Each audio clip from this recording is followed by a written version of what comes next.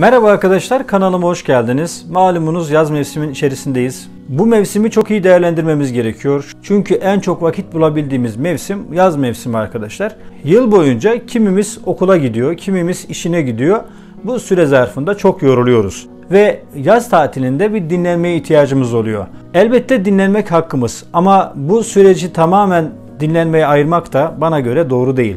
Yaz mevsimini daha verimli nasıl geçirebiliriz? Bugün size bazı tavsiyelerde bulunacağım.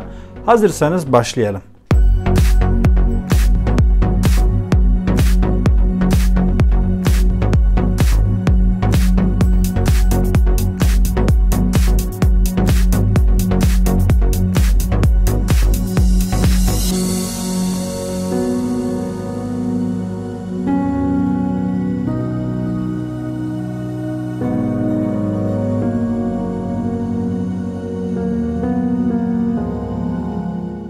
Yaz mevsimini verimli geçirmek için dikkat etmeniz gereken ilk nokta uyku düzeninize dikkat edin. Verimli bir uyku alamadığınızda o günde verimsiz geçecektir.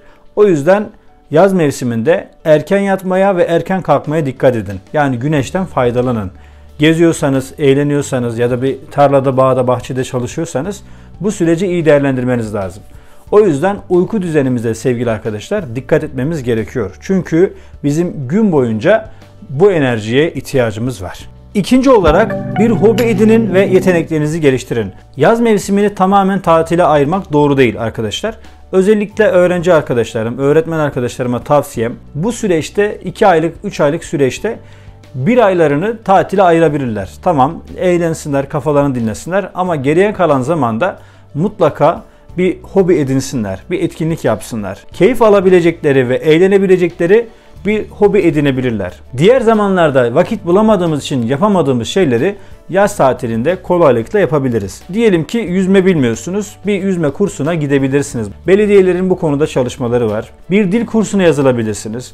Bu sayede bu 1-2 aylık süreci, bu yaz mevsimini başlangıç olarak görürseniz kış mevsiminde de bu işi devam ettirebilirsiniz. Yani dil kursuna diyelim ki yazın yazıldınız, kışın da aynı şekilde o dile devam edersiniz. Çünkü bu zamanda biliyorsunuz artık atanmak çok zorlaştı, bir iş bulmak çok zorlaştı.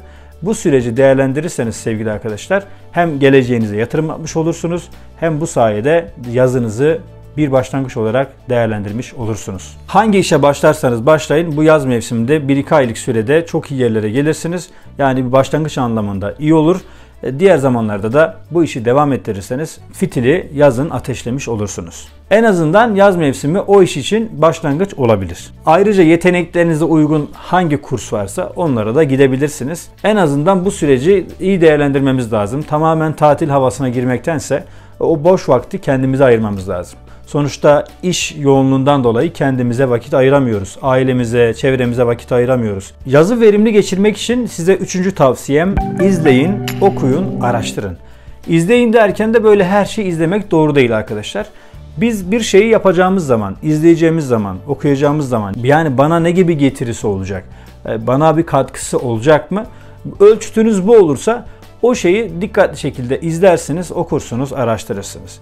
Yani size bir katkıda bulunabilecek bir şeyin peşinden gitmelisiniz. Size yaz tatilinde izleyebileceğiniz ve size katkıda bulunacak bazı filmlerden bahsetmek istiyorum. Her Çocuk Özeldir, Yukarıya Bak, Forrest Gump, Umudunu Kaybetme, Piyanist, Yeşil Yol, Esaretin Bedeli. Tabii daha fazla film var ama benim seçmiş olduğum filmler bunlar. Sizler araştırarak bunlar dışında belki bunların türü sizin hoşunuza gitmeyebilir. Bunlar dışında da filmler izleyebilirsiniz. Yani önemli olan o filmin size bir şey katması. Çünkü 2 saat, 3 saat boyunca o ekrana bakıyorsunuz. Gözleriniz yoruluyor, beyniniz yoruluyor. Sizin vaktinizden çalan filmleri izlemeniz doğru değil elbette. Yıl boyunca okuyamadığımız kitapları bu süreçte okuyabiliriz. Bu zaman bizim için bulunmaz bir fırsat.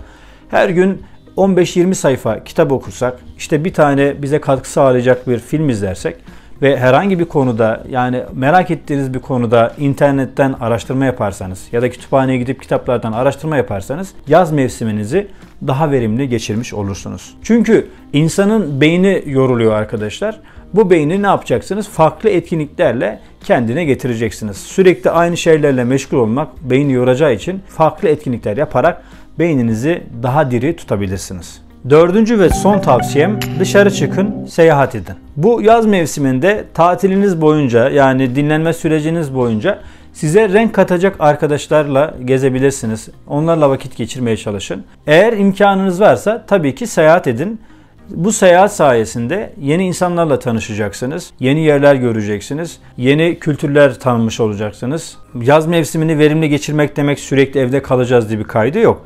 İmkanınız nispetinde yeni yerler gezebilirsiniz, yeni yerlere gidebilirsiniz.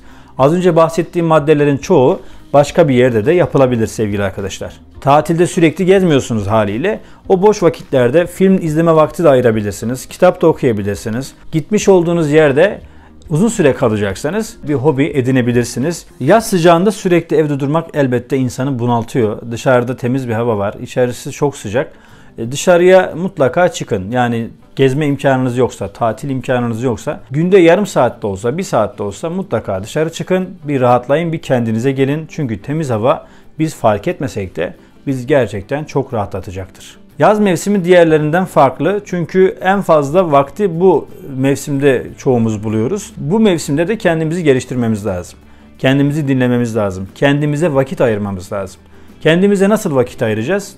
Az önceki anlattıklarımı yaparsak kendimizde çok iyi vakit geçirmiş olacağız. Evet arkadaşlar, sadece yaz mevsimini tatil olarak görmektense bu boş vakti kendinize katkı sağlayabileceğiniz bir mevsim haline getirebilirsiniz. Başka bir çalışmada görüşmek dileğiyle. Kanalımıza hala abone değilseniz abone ol butonundan abone olabilir. Bu videoyu beğenebilirsiniz sevgili arkadaşlar. İyi tatiller diliyorum. Kalın sağlıcakla.